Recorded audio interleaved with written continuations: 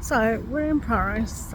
We've come from Lille and arrived in Paris and took the metro, things like that. I'm just sitting outside the Bastille. I'll show you. So we've been riding. I've been riding the buses and the metro and sitting in cafes, etc. And I managed to interview a guy and talk about homeless. I wanted to speak to you about the homeless last night in Lille. What basically happened is at a cafe, outdoor cafe,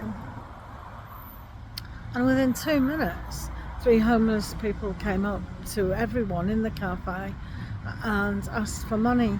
And it was in quick succession. One came, then the next, and then the next.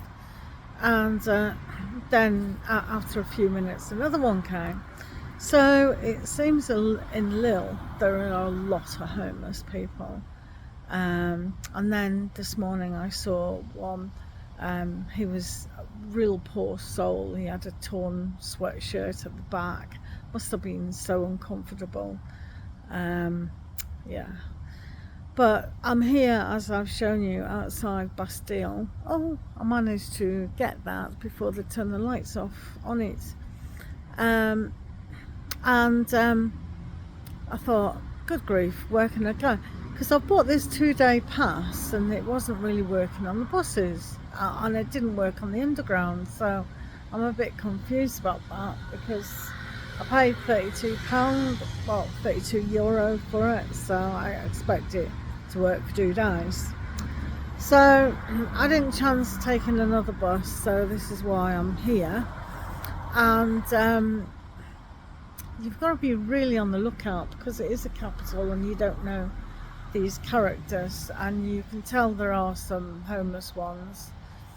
And across the bridge, that bridge over there, and sat at a table, there's some good chess tables there, and I thought, oh, this is a good place just to sit.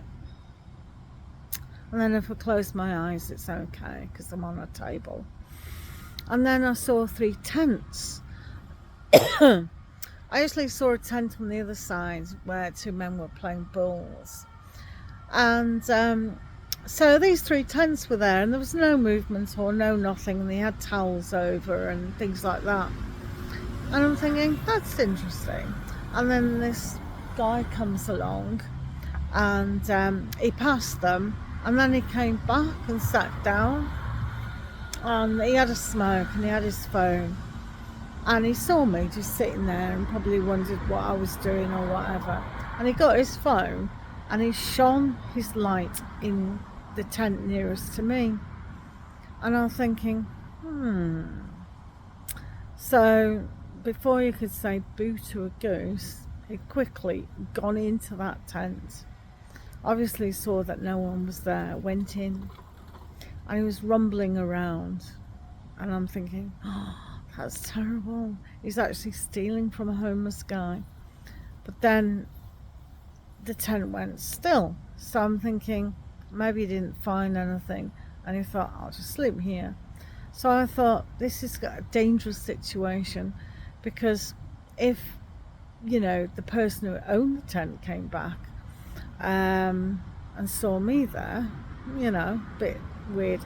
So I silently got up and moved quickly across the bridge, and now I'm sitting opposite the bridge, which is still a bit risky, but at least I'm under this light. I've just seen a rat. I was just lying down all quiet, and the rat came, and I've made a video near Notre Dame where these 2 blokes say, oh, I nearly trod on a rat. I said, you saw a rat? Yeah, how could you not miss it?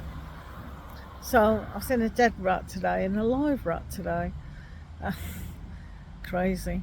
But yeah, so this situation with the tents over there, it's not good if someone is working the streets tonight begging and then comes back and finds this dude in his tent. Imagine, that could be very dangerous, because you don't know if the dude that hijacked his tent has got a knife. you know. So it is quite scary and cutthroat situation. So yeah. So that's the update about the homeless. I am sleeping on the streets of Paris. I thought to myself, sitting here, oh, maybe you should do every capital in the whole world, be homeless in each capital, because the capitals are the most risky places, because, yeah, they just are. So, yeah, there you go. So, anyway, see if I survive the night. And then at least tomorrow night I'm catching the bus home. Well, it's theoretically it's 1:15 in the morning on the Flixbus, so that saves that. But it's a kind of anticipation thrill of what's going on. But yeah, it is risky. Anyway, I'll talk to you later.